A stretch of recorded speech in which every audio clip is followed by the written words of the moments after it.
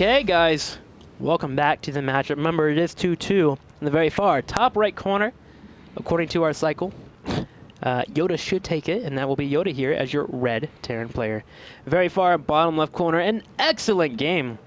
Last game against Buell, it's going to be JYP from Team EG.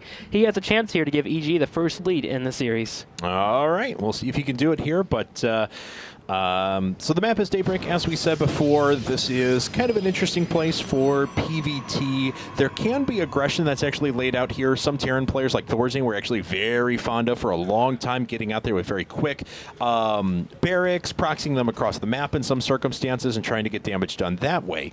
Lately, that's kind of fallen out of favor. There used to be some very inventive gateway attacks that had developed here too. This was kind of the map where we saw the pioneer of the parting 3 Nexus 8 gate kind of play. Yeah. But since then, things have become a little bit more stable.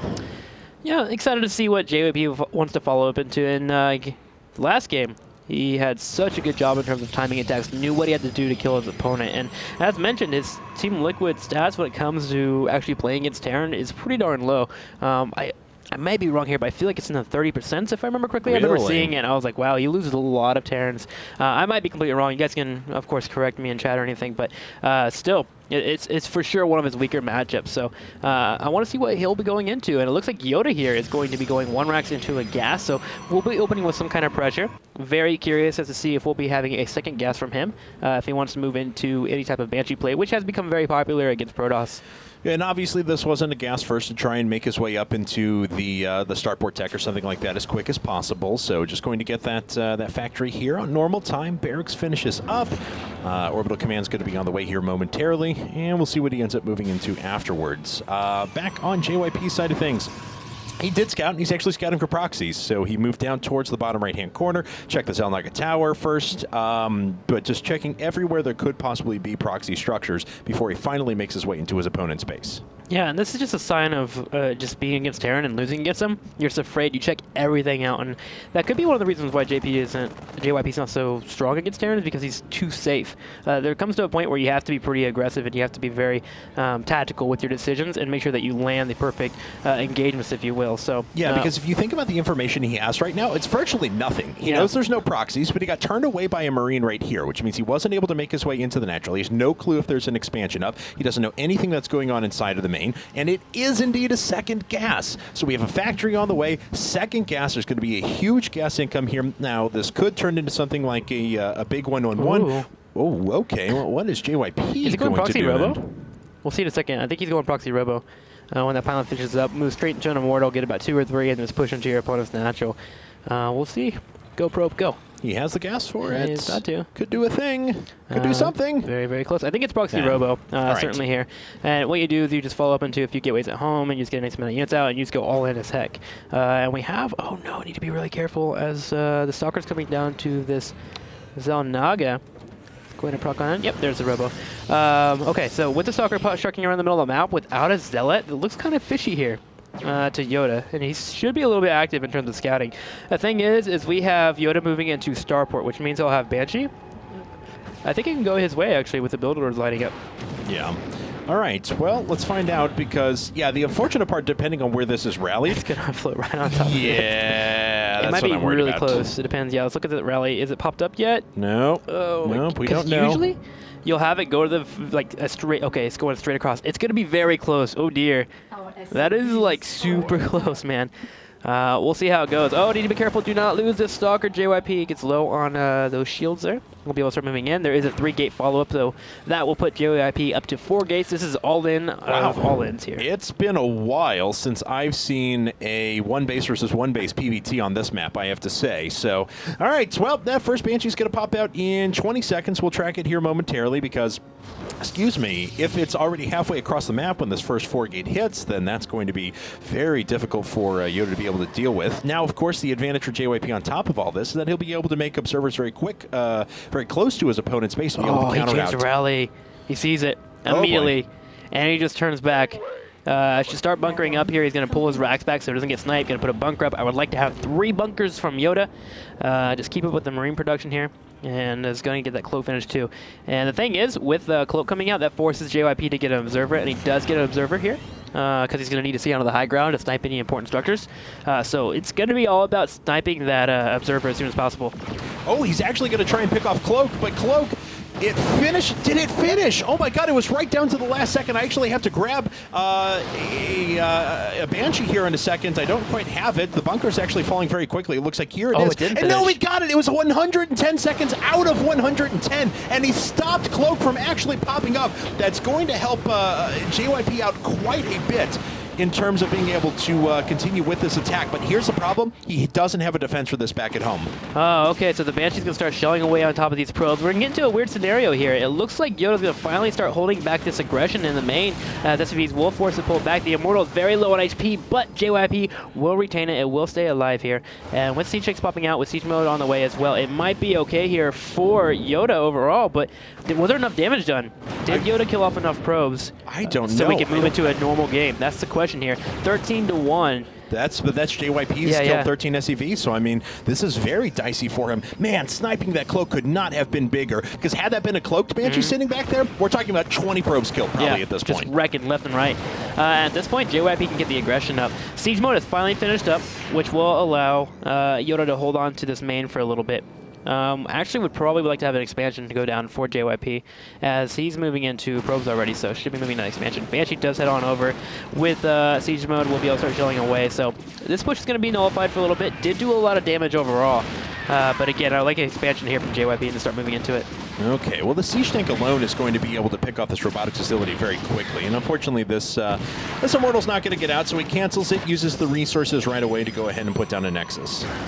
So the thing is, for Yoda, the way to scout this aggression coming your way is you need to have a probe head in there way later, around, what, like 3 minutes? You need to look for a third pylon. If there's not a third pylon in the main, you need to start looking away or looking for proxies. The thing is, he was going for a one-base play, so he didn't need to do any scouting information. He was going to do it no matter what. So that's why I didn't scout it. But if you're ever trying to figure out how do I find out if there is a robo popped up, look for a third pylon in the main. If it's not there, then that means it's somewhere. Something's proxied.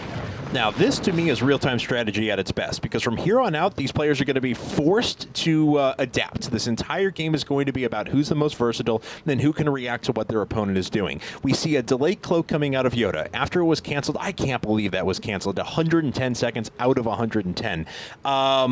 The cloak was canceled, so it's going to be restarted once again because maybe the JYP's not looking for this anymore, and he can sneak in there and try and get some damage done. But now common timings are out the window, and it's just going to be adaptability from here on out. Alrighty, so it's going to sit outside this natural. It came to a point with Siege mode that's popping out, you couldn't really prevent your opponent from going for expansion, so I like the retreat there from JYP in case he lost any units that he didn't need to lose. And at this point, Yoda's bringing that medevac down here at the bottom right corner, going to try and get some drops some way, some form.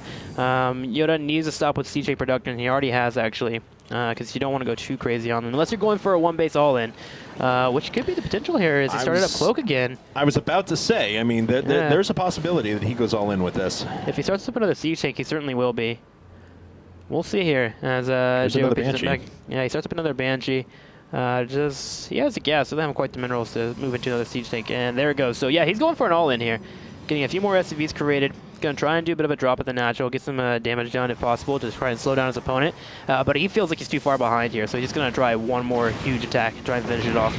And with him killing off that robo, that means that JYP had to get another robo at home. If he didn't, then he won't have enough morals to stop it. He doesn't actually have another robo back at home, so these Banshees are going to do a lot of damage. There is one photon cannon sitting inside of the main, so this drop's going to get cleaned up very quickly. We see the medevac get cleaned up, but at the same time, these Banshees are just shelling away at this Nexus, and there's nothing here to stop them. They're very full on energy. Yeah, we have some Templar that are popping up, but unless any detection gets put down, these Banshees are going to have a fun day. All right, head straight into the main. Fun day Monday here for day 9. We'll be taking out some pylons. Awesome. We'll prevent those regain. Oh, a nice feedback. Oh, wait. Was that just on the edge of vision from this photon cannon? Yeah, just barely. Wow. Because I was looking around. I was like, where's the High Templar? He just barely got that. Really well done there. We'll depower the gateways, though, and can still prod around. And at this point, another Banshee is on the way, and we're starting to have the huge push coming across the middle of the map. Did JYP see this army? He has a little... Yeah, he has his own Naga, so he knows it's coming.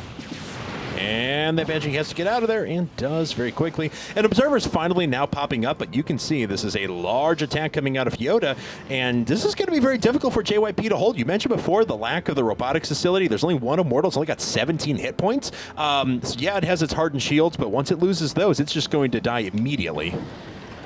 Okay, here. We do have the High Templar, so we can have some Archons if need be. That will be quite helpful. But overall, you don't really want to spend too much gas in there. You want to try and get as many Stalkers up as possible and just defend. Wait out your opponent as get your expansion up. Here we go. Another gateway being queued up at the same time, and Yoda is bringing his SCVs. It's going to be really close. It's going to be pretty hard for JYP, but if he can get rid of the Banshees, because if the Banshees do live through all this, they will kill everything off. Yeah.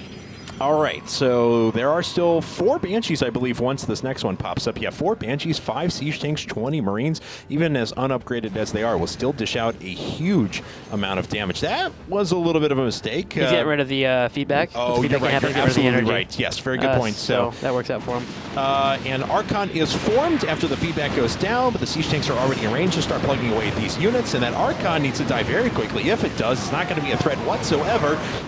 It's actually dead now. The rest of the units starting to push their way up, and Yoda is just crushing everything that JYP has at the front. Oh, man. Yeah, he didn't do that correctly, unfortunately. Now Marine's moving forward, and it looks like with the Siege Tanks, 3 of them did die off. It might be A-okay here for JYP. He does retain all of his probes overall, so that helps out. The 3 Siege Tanks are moving forward, but you want to try and slow down the push as much as possible and just get more units out instead of fully on engaging it. And with these other Siege Tanks, it's now going to be healed up because Emil has been dropped. It was supposed to be healing. There we go. He can start shelling away these photon cans and slowly creep his way on up. All right, well, Zealots dying one at a time here. Unfortunately, JYP has no ability to produce any other workers, and Yoda obviously needs to win with this push. Is he bringing more SCVs along with this? Yeah, so we're going fully all in now because that's going to be the end. Yep, and the Banshees spy on the high ground, so nothing can come down this ramp. This Nexus is essentially dead.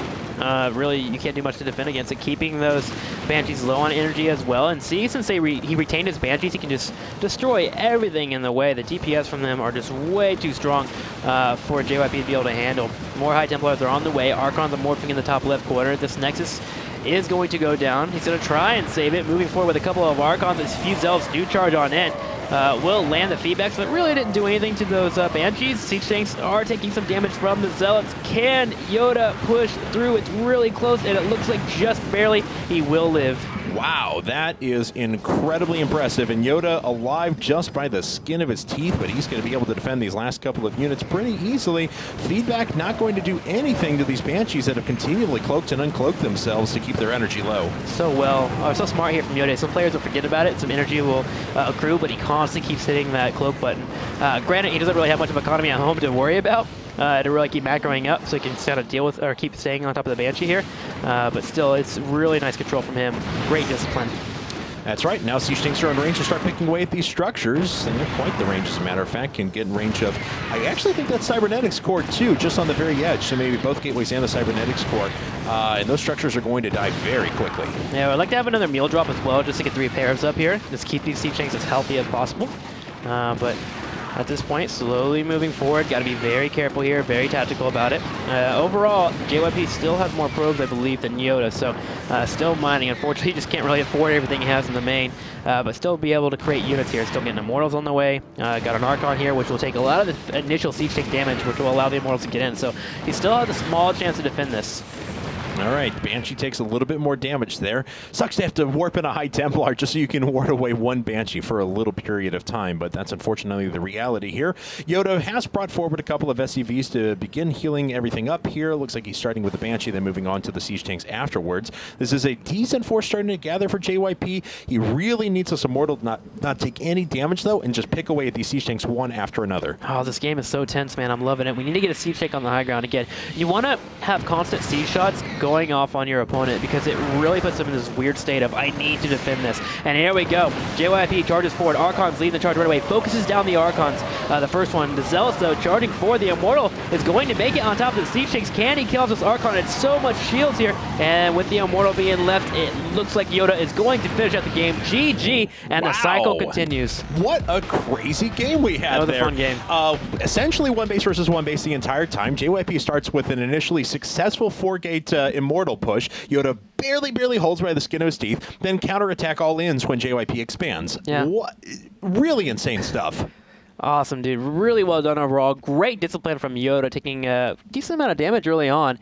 And with that cloak being killed off, essentially the game looked like it was over, as you were mentioning earlier. So just the will to come back and then muster up this all-in force and just have such a great engagement. Went really well for him. I'm so impressed by Yoda right now. I'm ready for game number 6 now. Jeez, we're chugging along, man. No kidding. Whew. So, and this has actually been a pretty long broadcast already. We're almost 2 hours in, and we're still only at game 5, or we just finished up game 5. The next player coming in, though, for Evil Geniuses, they only have 2 left. It is Stefano. It's going to come sometime. Yep. So Stefano versus Yoda. Stefano's CBT is quite fun to watch, so this should be an exciting matchup, guys. Let's run to a commercial so we can have the chat spam Stefano and then jump into the game.